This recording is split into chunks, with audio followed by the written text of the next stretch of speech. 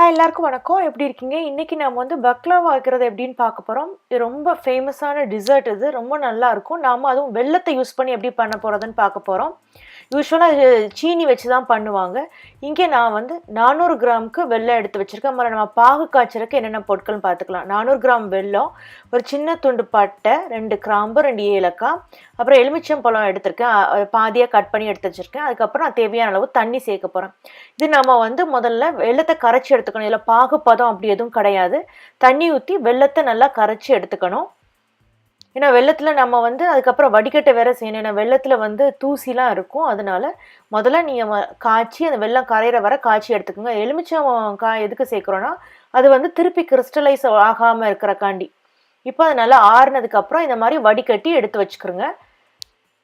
பக்லாவாக்கு இந்த சிரப் ரொம்பவே முக்கியம். இப்போ நாம் பக்லாவாக்கு இந்த ஃபீலோ டோங்கிறது ரொம்ப முக்கியம். எப்படி பஃப் பேஸ்ட்ரிக்கு தனியாக டோ உண்டோ அதே மாதிரி அந்த ஃபீலோ டோ வாங்கி வச்சுக்கிறோங்க. அதுக்கப்புறம் உள்ளக்க ஸ்டஃப் மேலே வைக்கிறதுக்கு நான் இங்கே வால்நட்டு பிஸ்தாஷியோஸ் எடுத்திருக்கேன். அதே மாதிரி பட்டைத்தூள் எடுத்திருக்கேன். முதல்ல இந்த வால்நட் பிஸ்தாஷியோவையும் பட்டைத்தூள் இருக்கு இல்லையா, அதையும் போட்டு நீங்கள் முதல்ல மிக்சியில் ஒரு ஓட்டி எடுத்துக்கிறோங்க. இப்போ இந்த மாதிரி நான் அரைச்சி எடுத்துட்டேன். அதுக்கப்புறம் 3 ஸ்டிக் பட்டரை நான் இங்கே மெல்ட் பண்ணி வச்சுருக்கேன். இப்போ அது நீங்கள் அந்த பேக்கெட்டில் பார்த்தீங்கன்னா இந்த மாதிரி 2 ரோல் இருக்கும். நீங்கள் எந்த ட்ரேயில் பேக் பண்ண போகிறீங்களோ அந்த ட்ரேயில் முதல்ல பட்டர் நல்லா சேர்த்துக்கணும். இதில் பட்டர் ரொம்ப முக்கியம். பட்டர் இருந்தால் மட்டுமே இது நல்லா பண்ண முடியும். ஸோ முதல்ல அந்த பட்டரை நீங்கள் தேய்ச்சிட்டு இதில் இந்த டோ இருக்கு இல்லையா, அந்த ஃபீலோ டோவை நீங்கள் மேக் பண்ணுறதுக்கு அந்த ஷீட் இப்போ ஸ்ப்ரெட் பண்ணுறதுக்கு முன்னாடி நீங்கள் ஃப்ரிட்ஜில் இருந்து எடுத்து ஒரு 1 மணி நேரம் வெளியே வச்சுட்டு அதுக்கப்புறம் நீங்கள் லேயர் பண்ண ஆரம்பிங்க. ஒவ்வொரு ஷீட்டு போட்டதுக்கப்புறம் நீங்கள் பட்டர் அதில் நீங்கள் ப்ரஷ் பண்ணணும். அதே போல் 8 ஷீட் நீங்கள் போட்டதுக்கப்புறம், அதாவது பட்டர் போட்டு ஷீட்டு பட்டர் ஷீட் இந்த மாதிரி 8 தடவை ஷீட் போட்டதுக்கப்புறம் நீங்கள் இந்த வால்நட் பிஸ்தாஷியோஸ் அரைச்சி வச்சுருக்கீங்க இல்லையா, அந்த கலவையை மேலே அப்படியே ஸ்ப்ரெட் பண்ணி விடுங்க. இதே மாதிரி நீங்கள் மிச்சம் அந்த ஃபீலோடோ அந்த ஃபுல்லாக முடிகிற வரைக்கும் நீங்கள் பண்ணணும். அதாவது ஷீட்டு பட்டர் அந்த மாதிரி 8 தடவை போடணும். ஷீட்டு போட்டதுக்கு அப்புறம் தான் நீங்கள் இந்த வால்நட்டையும் அந்த பிஸ்தாஷியோஸ் அரைச்ச கலவையும் போடணும்.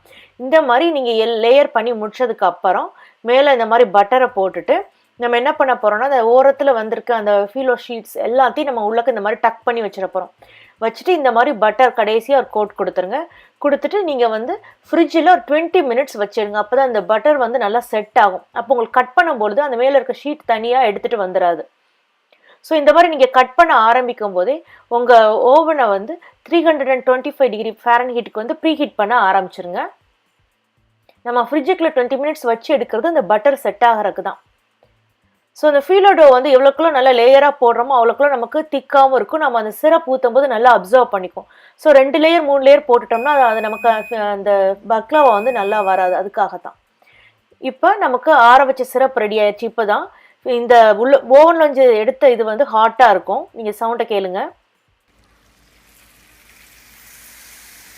நல்லா ஜின்னு சவுண்டு வருதா?